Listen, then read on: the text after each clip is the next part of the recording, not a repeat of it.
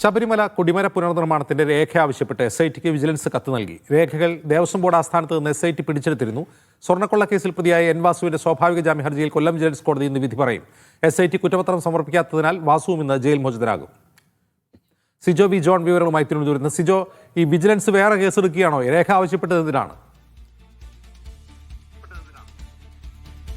വേറെ കേസ് എടുക്കണമോ എന്നുള്ള കാര്യത്തിൽ ഒരു പരിശോധനയാണ് നടത്തുന്നത്. ഹൈക്കോടതി കഴിഞ്ഞ ദിവസമാണ് ഇതിനെക്കുറിച്ച് അന്വേഷിച്ച് റിപ്പോർട്ട് സമർപ്പിക്കാൻ ആവശ്യപ്പെട്ടിരിക്കുന്നത്. 1 മാസത്തെ സമയമാണ് ഹൈക്കോടതി ഇതിനായി വിജിലൻസിന് അനുവദിക്കുകയും ചെയ്തിരിക്കുന്നത്. ഇതിൽ ത്വരിത പരിശോധനയാണ് നടത്തുന്നത്. ഈ ത്വരിത പരിശോധന നടത്തിയതിന് ശേഷം ആണ് അതിലൊരു കേസെടുക്കുന്ന കാര്യത്തിലേക്ക് മുന്നോട്ട് പോവുക. എന്തായാലും ഇതിന്റെ ഏറ്റവും ആദ്യത്തെ നടപടി എന്ന് പറയുന്നത് ഇതുമായി ബന്ധപ്പെട്ട രേഖകൾ പരിശോധിക്കുക എന്നുള്ളതാണ്. നേരത്തെ ദ്വാരപാലക ശില്പവും കട്ടളപ്പാളി കേസ് രജിസ്റ്റർ ചെയ്തതിന് പിന്നാലെ ദേവസ്വം ബോർഡ് ആസ്ഥാനത്തെത്തി SIT ഇതുമായി ബന്ധപ്പെട്ട രേഖകൾ കൊണ്ടുപോയിരുന്നു. ഇതുവരെയും അത് തിരികെ ദേവസ്വം ബോർഡിന് ഏൽപ്പിക്കുകയും ചെയ്തിട്ടില്ല. ഇന്നലെ ഈ രേഖ ആവശ്യപ്പെട്ടുകൊണ്ട് വിജിലൻസ് ദേവസ്വം ബോർഡിനെ സമീപിച്ചെങ്കിലും SITയുടെ കയ്യിലാണെന്ന് അറിയിക്കുകയാണ് ചെയ്തത്. പിന്നാലെയാണ് വളരെ വേഗത്തിൽ തന്നെ ഈ രേഖകൾ നൽകണമെന്ന് വിജിലൻസ് SITയോട് ആവശ്യപ്പെട്ടിരിക്കുന്നത്. സ്വാഭാവികമായും ഈ അടുത്ത ദിവസം തന്നെ ഈ രേഖകൾ പരിശോധിക്കും. ഇതിലൂടെയാണ് ഈ കൊടിമരത്തിന് ആരൊക്കെയാണ് സ്പോൺസർഷിപ്പ് നൽകിയിട്ടുള്ളത്, അത് എത്രത്തോളം സ്വർണ്ണമാണ് നൽകിയിട്ടുള്ളത്, ഇനി സ്വർണ്ണമല്ലാതെ മറ്റു തുകകൾ നൽകിയിട്ടുണ്ടോ എന്നുള്ളത് സംബന്ധിച്ച വിവരങ്ങൾ ലഭ്യമാകുക.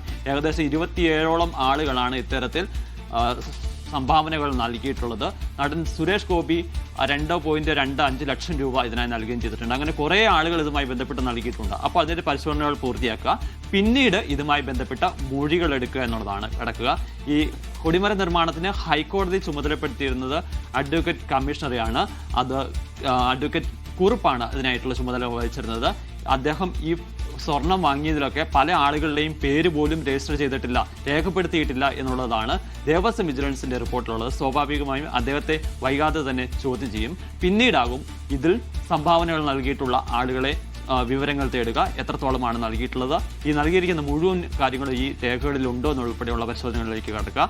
അതിൻ്റെ നടപടിക്രമങ്ങളുടെ ഭാഗമായിട്ടാണ് ഇപ്പോൾ പ്രാഥമികമായി രേഖകളുടെ പരിശോധനകളിലേക്ക് സിജോ, ഈ കൊടിമര പുനർനിർമ്മാണത്തിലും പോറ്റി സ്പോൺസറായി എന്ന് സംശയമുണ്ടോ? മറ്റാരൊക്കെയാണ് ഇതിൽ പങ്കാളികളായതെന്ന വിവരം കിട്ടിയിട്ടുണ്ടോ? പോറ്റിയുടെ ഒരു സാന്നിധ്യം സ്ഥിരീകരിക്കുന്നത് അഡ്വക്കേറ്റ് കമ്മീഷണർ ഹൈക്കോടതിയിൽ കൊടുത്തിരിക്കുന്ന ഫൈനൽ റിപ്പോർട്ടിലാണ്. ആ റിപ്പോർട്ടിലാണ് അദ്ദേഹം ഒരു കാര്യം സൂചിപ്പിക്കുന്നത്. ഉണ്ണികൃഷ്ണൻ പോറ്റി എന്ന ഒരു സ്പോൺസർ ഈ കൊടിമരത്തിന്റെ നിർമ്മാണവുമായി ബന്ധപ്പെട്ട് സ്പോൺസർഷിപ്പിനായി സമീപിച്ചിരുന്നു എന്നുള്ളത് പറയുന്നു. അതിന് മറുപടിയായി അദ്ദേഹം ഒരു മെയിൽ തിരിച്ചയക്കുകയും ചെയ്തിട്ടുണ്ടെന്നുള്ളതാണ് ആ റിപ്പോർട്ടിൽ സൂചിപ്പിച്ചിരിക്കുന്നത്. അതിനപ്പുറത്തേക്ക് പോറ്റി എത്രത്തോളം പണമാണോ നൽകിയിട്ടുള്ളത്, അതല്ലെങ്കിൽ സ്വർണ്ണമാണോ നൽകിയിട്ടുള്ളത് തുടങ്ങിയ വിവരങ്ങളുണ്ട്. അത്തരം വിവരങ്ങൾ പുറത്തു വരേണ്ടതുണ്ട്. എന്തായാലും അത്തരം കാര്യങ്ങളിലേക്കും വിജിലൻസിന്റെ അന്വേഷണം കടക്കുകയും ചെയ്യും. 27ഓളം പേരാണ് ഇത്തരത്തിൽ സംഭാവനകൾ നൽകിയിട്ടുള്ളത്. ഞാൻ നേരത്തെ സൂചിപ്പിച്ചതുപോലെ തന്നെ ഈ കൊടിമരവുമായി ബന്ധപ്പെട്ട് നടൻ സുരേഷ് ഗോപി പണം നൽകിയിട്ടുണ്ട്.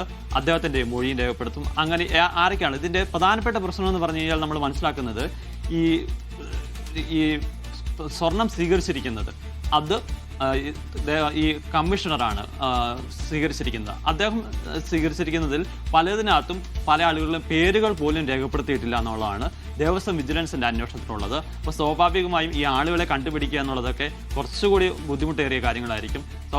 എന്തായാലും അത് ആരൊക്കെയാണെന്നുള്ളത് സംബന്ധിച്ച് വിശദമായ അന്വേഷണത്തിലേക്ക് വിജിലൻസ് കടക്കുകയും ചെയ്തിട്ടുണ്ട്.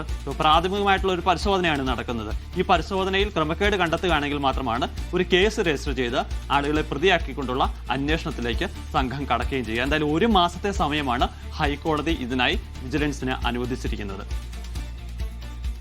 ശരി സിജോ.